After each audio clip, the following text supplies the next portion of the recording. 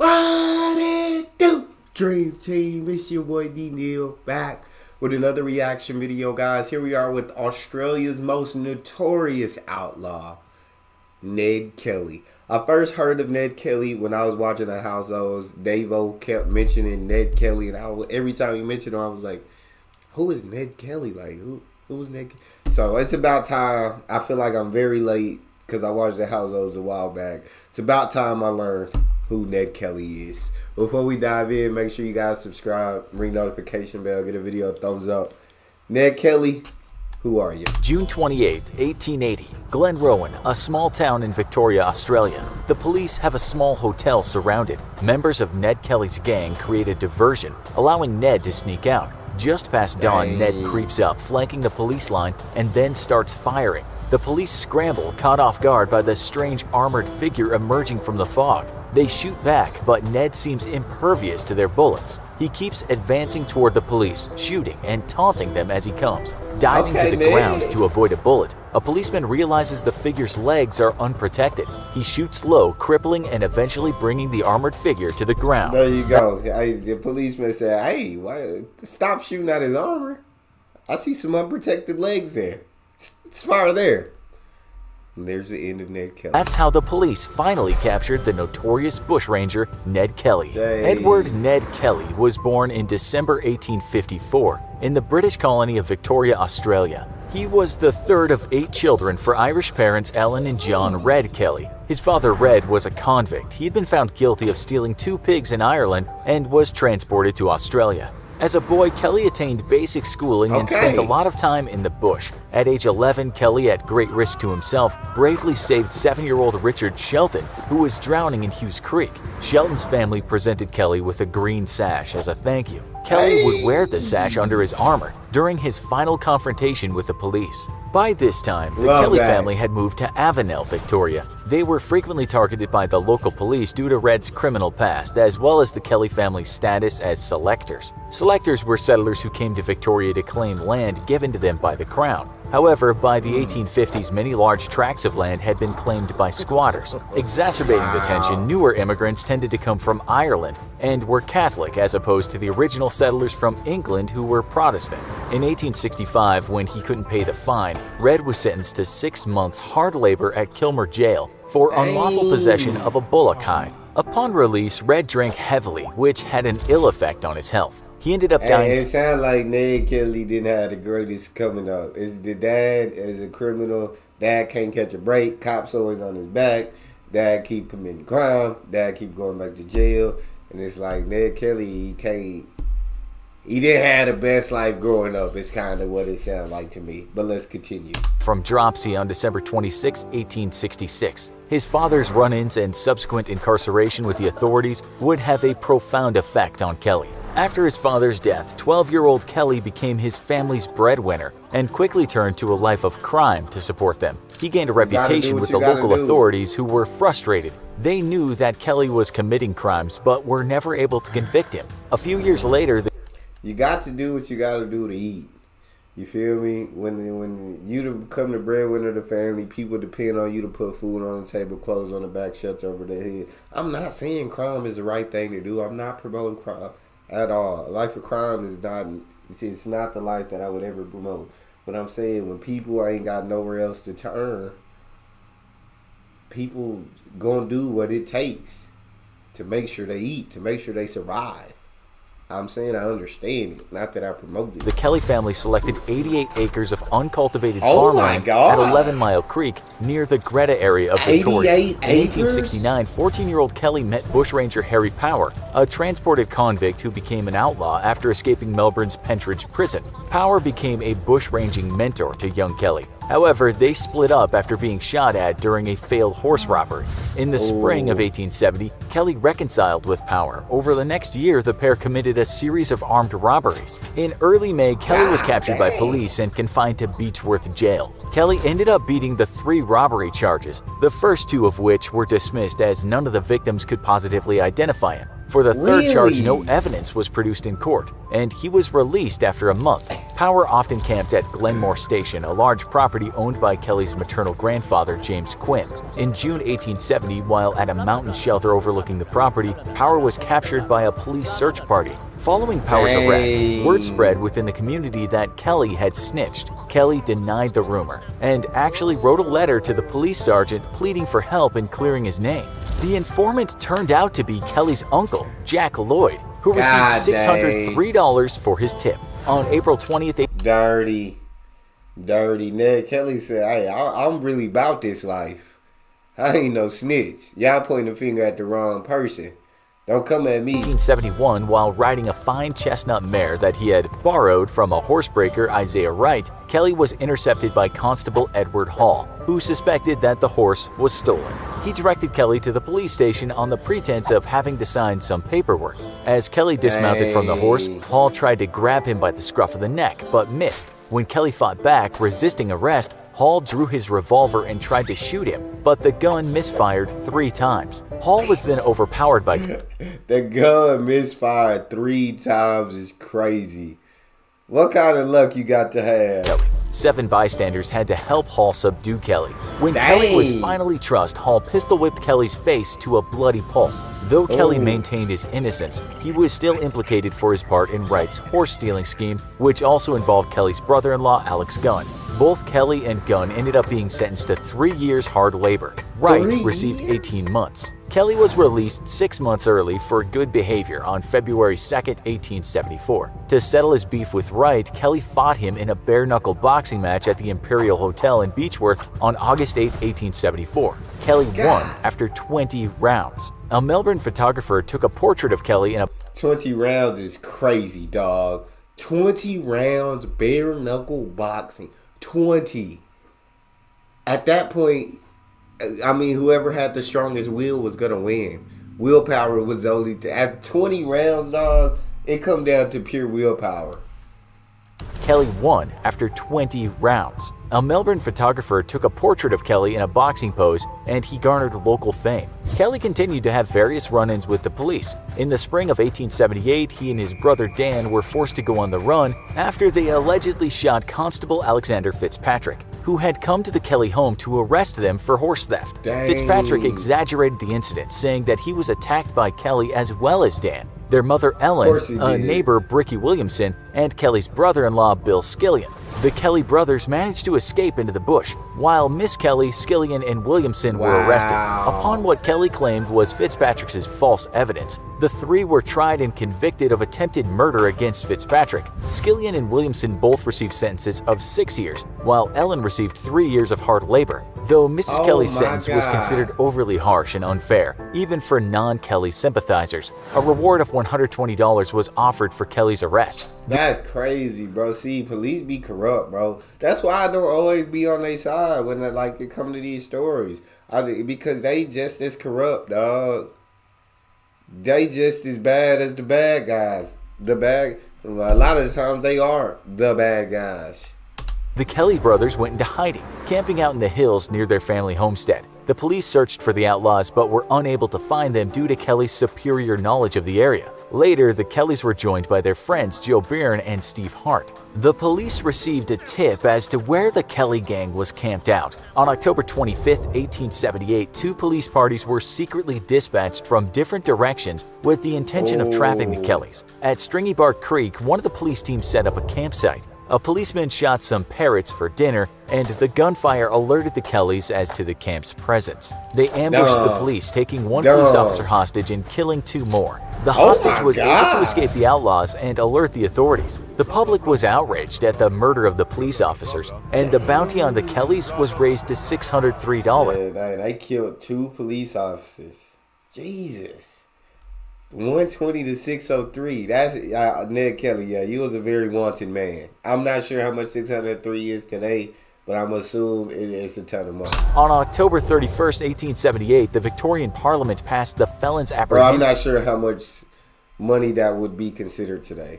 Y'all know what I meant to say. Act, which outlawed the gang and made it possible for anyone to shoot them on sight. The law also penalized anyone who assisted the outlaws or withheld or gave false information about them to the authorities. On December 9, 1878, the Kelly gang held up Young Husband's station, cutting the telegraph wires to the town and robbing the bank. They treated their temporary hostages well and no harm came to anyone. In January of 1879, the police arrested 23 of the Kelly gang's friends and sympathizers without cause. They were held without charges for over 3 months. Public opinion began to change. Many Australians were coming to identify with Ned Kelly. That's what I'm saying, bro. The cops be corrupt. The corruption, bro, people get tired of it. You can't just arrest people just to arrest people. Just because they might be friends with somebody, just because they might have a relationship. You ain't got no evidence. You can't just lock people 3 months with no charges. See, people trusting you start Due to police retaliation and the supercilious attitudes of the authorities, much of the population saw the police as corrupt bullies, protecting wealthy squatters and discriminating against poor selectors. In February 1879, the Kelly gang raided the small town of Geraldry. They took the few officers at the town's police station hostage, impersonating them for a time, and then robbed the local bank and the Royal Hotel. While at the hotel, Kelly gave a speech to several hostages, mainly discussing the Fitzpatrick incident and the Stringy Bark killings. Kelly also gave a letter to a bank accountant and demanded that he deliver it to the editor of the local newspaper. The Geraldry letter, as it came to be called, was 56 handwritten pages long, dictated by Kelly to Byrne over a period of time. The letter justified Kelly's actions, outlining the injustices he and his family suffered at the hands of the police. He also denounced the oppression of poor Irish Catholic selector families by Victoria's squattocracy. Only small excerpts of the letter were published. Most of it was suppressed by the authorities. Still, public opinion continued to swing in favor of the Kelly gang. In response to the Geraldry raid, the New South Wales government and several banks collectively issued a $9,657 bounty, the equivalent to $1.5 million in modern Australian money. You said how much? $1.5 million? Man, I might like you, man. I might have not been mad at you for the actions that you did. But for $1.5 million, I got to take you out. I wouldn't try because obviously I'm not a violent person, and so Ned would have probably easily killed me. But if there was an opportunity struck itself, Ned, I had to be the one to take you out for $1.5 million, man. Money for the capture of the Kelly gang, dead or alive. From early March 1879 to June 1880, the trail went cold. Nothing was heard of the gang's whereabouts. Allegedly, during this time, the gang discussed their plans for the future, even considering trying to go overseas to America. On February 9, 1880, the Felons Apprehension Act lapsed and the gang's arrest warrants expired. While the Kelly brothers still had prior warrants outstanding for the attempted murder of Constable Fitzpatrick, technically Hart and Byrne were free men, although the police could still reissue the murder warrants. In April 1880, a notice of withdrawal of reward was posted by the government. It stated that after July 20, 1880, the government would withdraw the bounty on the Kelly gang. Meanwhile, the police monitored houses belonging to relatives of the gang, including that of Byrne's mother. The police used the house of her neighbor, Aaron Sherritt, as the base of operations. Sherritt received payment for providing information on the Bushrangers' activities. Some police thought that Sherritt was a double agent in cahoots with the gang, but convinced that he was a traitor, the gang plotted to murder him. On June 26, 1880, they besieged Sherritt's home, shooting him in cold blood. They also shot at his wife and 4 police officers who happened to be inside the house. They started preparing to burn the house down before abruptly stopping and riding off. The Kelly gang assumed that the policeman inside Sherritt's home would relay news of his murder to town by early Sunday morning, prompting a special police train being sent from Melbourne and picking up reinforcements in Benalla. Yeah, the Ned Kelly gang, dog, is different. Ned Kelly, they was a real gang. They was some real outlaws for real, dog. They were really about that life. Jesus. To apprehend them. Anticipating this action, Kelly and his gang rode to the small town of Glenrowan with a grand plan. derail the special police train, shoot dead any survivors, then ride to the now unpoliced town of Benalla, where they would rob the banks, set fire to the courthouse, and generally wreak havoc. Perhaps they could get the locals to rise up and help them declare the Republic of Northeast Victoria. Unable to damage the train tracks themselves, the gang forced local railroad workers to destroy the tracks near the town. The gang took over Glenrowan without meeting resistance and imprisoned 62 citizens at Ann Jones's Glenrowan Inn. Hours passed without... I can't agree with that, man. Like, you can't. That's not how you win support of the people. That's not how that you win over the love of the people. You taking innocent people hostage. People ain't had nothing to do with anything. Come on, Ed. You can't do that, big dog. Forcing people to do things that they don't want to do, you can't do that, dog. Any sign of the train. By Sunday afternoon, the gang allowed the hostages to drink and play games. They actually danced with some of the hostages, and Dan Kelly and Joe Byrne got drunk. As Sunday night wore on, Kelly grew increasingly anxious over the train's non-arrival. The delay was caused by the fact that news of the murder did not reach Melbourne until Sunday afternoon. The police train finally approached Glenrowan at about 3 a.m. Monday morning. One of the hostages who had been allowed to leave the hotel managed to alert the train driver to the gang's plan. The train then slowly traversed the tracks into Glenrowan. Around this time, Kelly decided to let more townspeople go home, but the hotel owner and Jones told them to stay to hear the outlaw lecture. Byrne interrupted, alerting the group that the train was finally coming. The gang prepared for action, pulling out their secret weapon, armor. They had fashioned suits of bullet-repelling armor from plows, each complete with a helmet and weighing about 97 pounds. When the police arrived, they took 97-pound armor? Jesus. Up a position outside the hotel and started firing. The gang fired back and the enemies exchanged shots for about a quarter of an hour. Kelly was wounded, shot in the left elbow and right foot. Throughout the night, reinforcements arrived and police, trackers, and civilian volunteers surrounded the hotel for a total of about 30 men. Spates of shooting were exchanged intermittently. While his gang fired as a distraction, Kelly snuck out of the hotel. At some point, Byrne made a toast while drinking whiskey at the bar, saying, "Many more years in the bush for the Kelly gang." Moments later, a stray bullet passed through a small gap in his armor and struck his femoral artery. He bled out instantly. At dawn, the gang allowed the women and children to leave the hotel. The freed hostages were investigated as they approached the police line to ensure that the outlaws were not attempting to escape in disguise. Meanwhile, Kelly, dressed in his armor and armed with 3 handguns, rose out of the bush and attacked the police from the rear. The police scattered and fired back, but Kelly still advanced, seeming almost inhuman with his odd, impenetrable armor. Kelly taunted the police as he came, calling for his gang to shoot, which they did. Realizing that the figure's legs were unprotected, a police fired with his shotgun, tearing apart Kelly's hip and thigh. The outlaw staggered, then collapsed against a log and moaned, "I'm done, I'm done." A sergeant went to disarm Kelly, but Kelly got in a final shot, blowing the sergeant's hat off and burning the side of his face. Meanwhile, the hotel siege continued. Female hostages had confirmed to the authorities that Dan Kelly and Hart were still alive in the hotel. Why would you make armor without covering your legs? Yeah. Okay. At 10 a.m., a white handkerchief was waved out of the front door, and immediately afterwards, about 30 male hostages came out. The police ordered the hostages to the ground and checked them individually. 2 were arrested for being known Kelly sympathizers. Unwilling to storm the hotel, by mid-afternoon the police decided to set it on fire. The wind stirred up the flames and the building began to quickly burn. Matthew Gibney, a priest, entered the burning structure in an attempt to rescue anyone inside. He discovered the bodies of Dan and Hart, though it wasn't clear if they committed suicide or died from the fire. As a result of the siege, 4 hostages died and several more were injured. Kelly was shot in the left foot, left leg, right hand, left arm, and twice in the groin area, although no bullet had penetrated his armor. Kelly survived his bullet wounds to stand trial at Melbourne in October 19, 1880. He was charged with the murder of 3 policemen, various bank robberies, the murder of Sherritt, resisting arrest. Y'all may as well just kill him. I mean, at that point, y'all may as well just kill him, dog.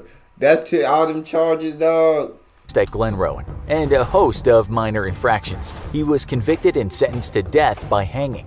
Despite I'm street not rallies surprised. across Melbourne demanding a reprieve for Kelly and a petition for clemency with over 32,000 signatures presented to the governor's private secretary, on November 11, 1880, Ned Kelly, aged 25, was hanged at the Melbourne jail. In March 1881, the Victorian government created a royal commission to review the conduct of the Victoria Police during the Kelly outbreak. After 6 months of investigation, the commission produced a report exposing widespread police corruption.